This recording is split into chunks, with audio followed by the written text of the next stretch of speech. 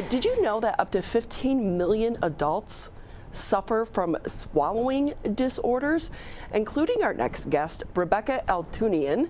She joins us live now. Good morning. Thank you so much for being with us. Good morning, Ronnie. Thank you for having me. Okay, your story is so fascinating to me, but before we kind of jump into the medical device that you designed to help you with your problem, give us a little bit of your background. So I'm a mom of 3 beautiful daughters. I'm a single mom, and I had my own health crises that surrounded, crazy enough, oral secretion problems. And I was really struggling with this when I was pregnant with my middle daughter, and just kind of literally dreamt of a solution to this problem, and woke up the next day and felt it was kind of a crazy calling, but decided to really just start to look into the world of swallowing disorders and secretion management, oral secretion management, to be astounded that there's been no innovation in the marketplace. Did a lot of market research to realize there's a real need, and just began to develop a novel product to help patients manage oral secretions when they can't do so on their own. And for my real profession, I've been in the beauty industry my whole life. I started cutting hair in my mid-20s, and to this day I still cut hair in my basement 3 days a week because I love it, but also founded a medical device that has a great, unique opportunity and can service a lot of patients. So for that, Rebecca, too, when you started doing your research into this, were you surprised how many people have issues with this? The numbers were crazy. Yeah, I mean, really, we're not even thinking about it. You know, hopefully everybody watching can swallow no problem, but, you know, we swallow 700 times a day without even thinking about it. 1 in 17 people, though, can't. And, you know, it's usually somebody who's got significant illness, neurodegenerative disorders. You know, there's a huge, you know, patient profile that could cause this. But, you know, it's a simple function you don't think about. But when you really can't swallow, the symptom of that disease can be catastrophic for your health. And the caregivers, that's a real issue. They're kind of chained to their loved one to help manage. So hearing stories of moms who had their daughter, one mom had her daughter sleeping over the edge of the bed so that the oral secretions would just come out versus choking her in her sleep. Wow. That right there impassioned me, and it just became this kind of mission to develop an amazing team around this product to help me launch it into the market. Okay, because like you said, you were a hairdresser. You didn't have a background in the medical field, but no. You designed this device. Tell us more about it. So the device is called the SWIK oral suction system. Just a little background on oral secretion management. So let's just say that we unfortunately have a patient with ALS. Most ALS patients will lose their swallow. All will eventually in their disease progression. Right now, the current technology was invented in 1907. Wow. So there's been very, very little innovation. You can see it on our website. 1907. You know, it's crazy because we always say when swallowing stops, saliva production doesn't. So how this has gone under the radar this long, nobody knows. But SWIK is made by a patient. So we've really focused our development on patient comfort and what will work for the patient. And it's basically a very soft foam that sits in the inner buccal of the mouth, connects to negative pressure, and organically wicks away secretions from patients. So today you'll make a liter of saliva and you'll swallow 700 times. And if you couldn't, you know, what happens to that? And patients right now, their only option is this hard plastic wand, just like those at the dentist, that are being, you know, administered in hospitals only 1 time an hour. So you can imagine what happens. Aspiration pneumonia, all kinds of unnecessary comorbidities that go along with this disorder. SWIK is just a completely new way of looking at it that gives a hands-free, comfortable solution and trying to almost mimic swallowing for the patient. We're really excited about the device. So we're going to try to put up the graphic or your website here, but now all I'm going to think about for the rest of the day is how many times a day I swallow. Right. And I know. I've also been like, oh my gosh, it becomes something you think about, never thought about it before. But I promise you, if you couldn't, or your child couldn't, or your spouse or your loved one, you'd be thinking about primarily that. Because if you cannot manage that, it's a big problem. So Rebecca, how do you go from this? Like you said, you suffered from this, but then you had a dream.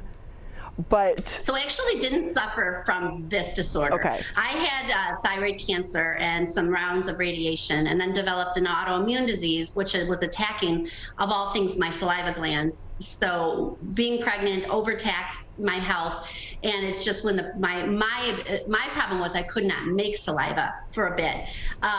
It's actually invented as a delivery system, deliver artificial saliva in the mouth of patients who cannot make saliva. Huge market for that. But I was at a fair with my kids. I witnessed a young mom who had her son in a wheelchair, and she was wiping his mouth, and she was putting that Yankauer in his mouth, and I was just watching them, and I just had a moment like, hey, if I can reverse the pressure on this pump, could we remove secretions from patients' mouths? And that's actually how SWIK came about, and that's what we're going to market with, because what can happen when a patient can't manage their oral secretions is they can die. They can die of aspiration pneumonia, and there's no solution for this. So that's the focus, and that's how the innovation really came full circle to this product here. Can we talk about really your spirit to actually, you're an entrepreneur. You have to be, because they say that we all have like $1 million idea. It's somewhere in our head. But to actually think about it and put the work in to design it and take it to market. Can you tell us more about that process? Yes, absolutely. So you are so right. And I just want to encourage anybody who's listening. We're gifted with ideas and, here to care for each other, make the world a better place. And so I would implore you to explore in your mind your ideas and maybe start with the yes attitude, because that's what I do. I just say, okay, yeah, because I tell my daughters, time passes no matter what we do. So you might as well make this journey as full as you can. So if you have an idea, don't be afraid to do it. Just explore it and see what happens. For me, I did just that. I explored it, and the universe brought me the most incredible group of people who were supposed to be involved in this. And I met a medical device design an engineer gal, and she and I worked on this device together. And then I have just this team that just came forward, the most dynamic, smart, amazing people. And that's the other trick. You have to be around people that are smarter than you, that fill the gaps that you don't have, and drop your ego and get them together and just do something awesome. And that's what we've done. Yeah. I love that, but I'm trying to imagine these beginning conversations. Hey, I may, I'm a hairdresser, but I had this dream. So I think I can design this. Can I get your help? Those first conversations. Yeah, that sounds pretty crazy, doesn't it? I guess you have to have a tad of crazy in you to do it. But yeah, I don't know. It was called on my heart to do it, and I just go for it. I mean, when that movie, if you build it, they will come, yeah, kind of thing. And I kind of held that in my mind the whole time and just moved forward step by step, raising money along the way, just step by step, not diverting my attention. I mean, of course, I had to take care of my kids and family and things like that, but just really just the next step. And yeah, that's how it. When did you start this? How long did it take? It's been a long time. Off and on, it's been about 7.5 years, stops and starts along the way, funding issues, caring for family, raising 3 kids by I'm a single mom. So it's been stops and starts along the way, but never taking the eye off the end goal. Plus, COVID didn't help us. COVID paused us 2 years, and that was tough, but we're still in it. That's great. And so the product's going to market now. The product is going to market right now. It's being studied in Michigan's largest hospital system right now in the ICU on their most critical patients. We are going to market. If anybody listening wants more information, they can find us at salivasystems.com. Our team is great answering questions. We have a great clinical advisor who can help with all of these issues. And yeah, we're ready to roll.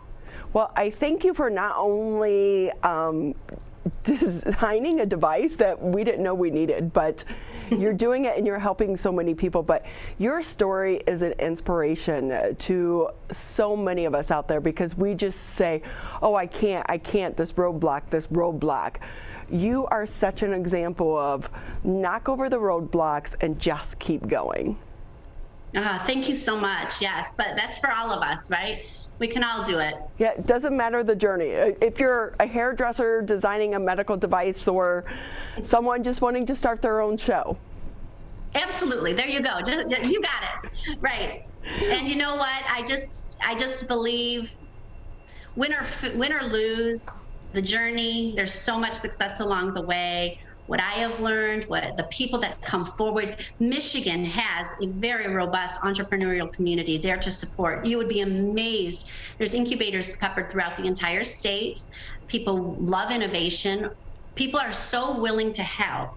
So it's an exercise in just giving, really, generosity from so many people. It's outstanding. So if you are thinking of inventing something, probably don't start with a medical device, but if you really want to, go ahead. But you know, there's a lot of support locally to help you with that. Yeah, kind of a tough industry to break into, right? Yeah. With that, again, Rebecca, the website, I know you said it once before, but give the website again. Go on, read about the device, but also Rebecca's story, and learn more about this. And maybe you have a family member that is suffering from this, because, like you said, I was surprised that it impacts so many people. Yeah, unfortunately it does. And, you know, as the population ages and, you know, our cell phones, there's all these new types of cancers in the head and neck that arise that are just causing this disorder. So hopefully nobody knows about it, but if they do, we're here to support at salivasystems.com. The device is the SWIK oral suction system, and give us a call and we'll be happy to help if we can. Well, Rebecca, thank you so much. Thank you for your time. And also, people should know, we were going back and forth like early this morning. It was like, is 7:30 too early to call you? So thank you again for being gracious with your time. Ronnie, it was so great to be on. I really appreciate it. And thank you. I'm motivated now. I am so motivated after hearing your story. Well, you have a happy day. Thanks again. Oh, you too. Thank you. Bye-bye.